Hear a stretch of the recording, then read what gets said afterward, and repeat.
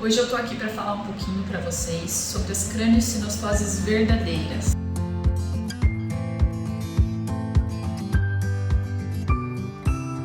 Diferente das posicionais que eu já comentei no último vídeo, que é a braquicefalia e a plagiocefalia posicional, as craniosinostoses verdadeiras estão associadas com a fusão das suturas cranianas. Então, a gente tem algumas suturas cranianas, eu também já falei isso, mas é importante lembrar, o crânio, em geral, ele tem essas estruturas, que são as suturas, que são importantes para o bebê conseguir passar no canal de parto. Tá? Quando uma dessas suturas nasce fechada, a gente tem uma doença que chama craniosinostose ou cranioestenose. O mais frequente é a escafocefalia. A escafocefalia é o fechamento dessa sutura aqui de cima, chamada sutura sagital. Em geral, no fechamento da sutura sagital, a gente não tem alteração genética, tá? É a mais frequente. O que a gente encontra no bebezinho que tem essa deformidade? A gente encontra um aumento do diâmetro antero-posterior com um achatamento lateral do crânio. Vocês estão notando aqui? Muitas vezes a gente tem um abaulamento frontal e algumas vezes acontece o abaulamento occipital. Aqui eu trouxe uma tomografia com reconstrução 3D da sequência óssea, que a gente vê aqui no local da sutura sagital, a gente não vê a sutura sagital, então ela está fechada. E as outras suturas, vocês estão vendo aqui, ó, ectópica, as coronárias, todas abertas. Outra coisa que a gente vê aqui também é esses buraquinhos, vocês veem? Esses buraquinhos significam que a criança já tem sinais de hipertensão intracraniana. Isso é muito típico em hipertensão intracraniana. Então, essas craniosinostoses verdadeiras, diferentes daquelas posicionais, a criança está vivendo num regime de hipertensão intracraniana. Então, o tratamento é cirúrgico. Precisa procurar rapidamente o seu neurocirurgião pediatra. Nessa outra aqui é o fechamento das coronárias, então dessas duas, da coroinha. Em geral, essa craniosinostose, que é chamada braquicefalia, ela é vista em algumas alterações sindrômicas, como na síndrome de Apert, na síndrome de Cruzon e na síndrome de Pfeiffer. Em geral, aqui acontece uma diminuição do diâmetro antero-posterior, pode acontecer um abaulamento látero-lateral e, em geral, acontece uma turrencefalia, que é o crânio em formato de torre, ele cresce para cima. Aqui a gente já tem uma plagiocefalia posterior. A plagiocefalia posterior é o fechamento da sutura lambidoide.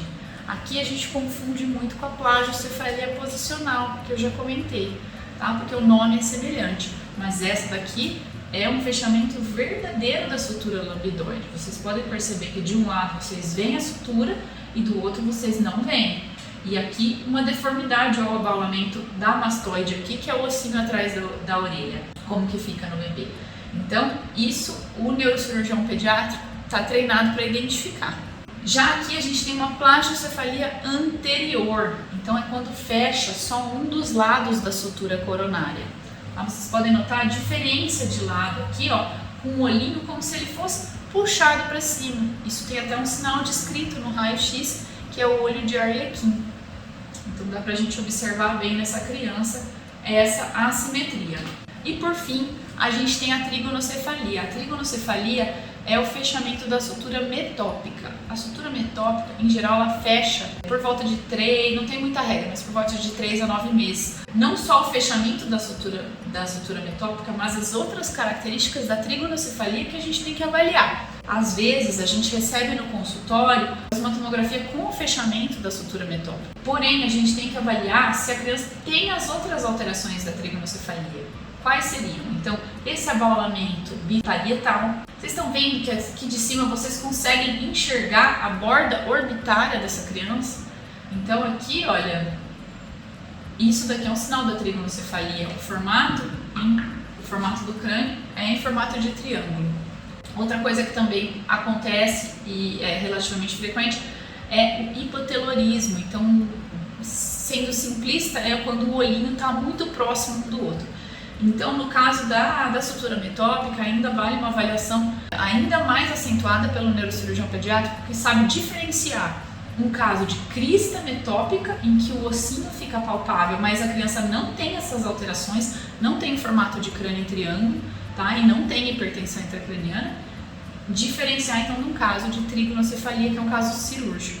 Então, vou colocar aqui nesse esqueminha, só para vocês verem como são os formatos, como eles são variados e por que é necessário um especialista que tenha como identificar essas alterações de crânio. E aqui eu vou levantar uma questão que é o diagnóstico tardio dessa condição. Essas doenças, elas podem demorar a ter seu diagnóstico, porque ainda são doenças pouco conhecidas, tanto pelos médicos em geral, como pelos próprios neurocirurgiões que não são especialistas nessa área. Então, se você, pai e mãe, está na dúvida sobre o formato do crânio da sua criança, sempre lembre de procurar ajuda e a forma mais rápida possível. Porque os estudos comprovam que esse regime de hipertensão intracraniana que a criança fica pode gerar lá no futuro dificuldade de aprendizagem, dificuldade de memória, tá? Alterações cognitivas. Então, o tratamento hoje em dia é perfeitamente factível. É uma cirurgia complexa, sim. Hoje em dia a gente tem as cirurgias via endoscópica e via aberta, via tradicional. Em geral, as endoscópicas são feitas com crianças mais novas e necessitam da órtese craniana para o pós-operatório. Tem uma taxa um pouco maior de recidiva. E as cirurgias tradicionais são aquelas com uma incisão de orelhinha a orelhinha, em geral em zigue-zague, para que o cabelo esconda a ferida. E quanto antes você faz o diagnóstico, a cirurgia tende a ser um pouco mais simples, menos mórbida, vamos dizer assim, porque conforme o crânio vai crescendo, ele vai ficando mais duro de remodelar e às vezes a cirurgia tem que ser uma cirurgia mais complexa, uma cirurgia de maior porte. Em geral, essas crianças fazem pós-operatório em UTI pediátrica e é necessário fazer reserva de sangue, porque é muito frequente necessidade de transfusão de sangue, e é necessário também cateterização de uma veia central e muitas vezes de um catéter arterial de pressão, de monitorização de pressão. Então é uma cirurgia bastante delicada, mas é uma cirurgia necessária.